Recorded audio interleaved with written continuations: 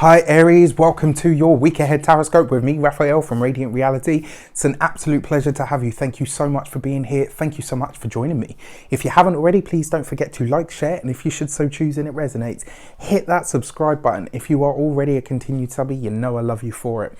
With that said, if you would like to book a personal reading with me, you can do so on the website addressed below. If you haven't seen it yet, please check out the weekly general. Also, your November tarot scopes are up and at 'em, so if you haven't seen it yet, what are you doing? With that said, I would like to bless all of my decks of cards with all forms of love, light, peace, prosperity, and abundance. And I pray that the messages that come through are ultimately clear and concise, and they help you on your path to your highest vibrational good. So, let's have a look, see what the week ahead has in store for you. So this week your message was really clear. This drawing is awful. I'm really sorry. What I actually tried to draw was a daffodil. Right, what I could see was this beautiful, vibrant daffodil, but it was just starting to blossom. It was just starting to open, and the message was really clear for me. Your sign is actually the sign that is associated with spring, right? It's the first sign of the zodiac when life is just bursting out of the earth. Now, we are in autumn, heading into winter, and this week, it kind of feels like you might have that feeling of like, ugh, you know what, we've still got the winter to go, and like, where is that vibrancy? Don't worry, we still have Sagittarius season to come. So when the sun is in Sagittarius, it creates a trine aspect to your own sign. So there is still a boost of energy left for you that can come this year.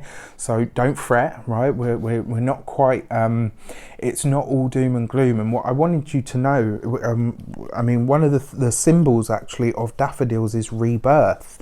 Right, so at this moment in time, if you are feeling like that whole closed down thing is happening, or like your inner light isn't quite shining, just remember that we're moving into that period of the year where everything sleeps, where it goes underground to no regeneration, right? So that's what you need to know, is that spring will always follow winter, right? So no matter what it feels like at this moment, even if it feels heavy, which it may well do, because we've got this retrograde that is coming up. Shameless advert, if you haven't got your copy yet, the retrograde survival kit, you can get it for half price still. On the day that Mercury goes retrograde on the 31st of October, it will go up to full price. So let's have a look at your week ahead. What's going on with your cards? Your destiny card for the week ahead is Justice, right? Really nice. Because it means that you're making a decision to move forward. Now, the feeling that I get from this is the decision that you're making this week, it will in some way be self-sacrificing. It's almost like there's something that you're saying, you know what, I'm willing to forego that because I know that the longer term, really interesting with the message of the daffodil, because I know that the longer term, I will see a bigger reward or a bigger return. It's almost like this week you're choosing delayed gratification.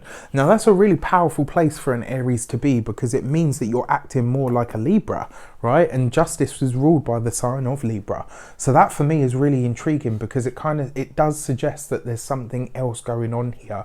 It's almost like you are playing the longer game, right? You're thinking further ahead than just the immediate now, right? And by doing that whole thing of delayed gratification, this is you really evolving past who you are, Aries, right? This is you evolving beyond the way that people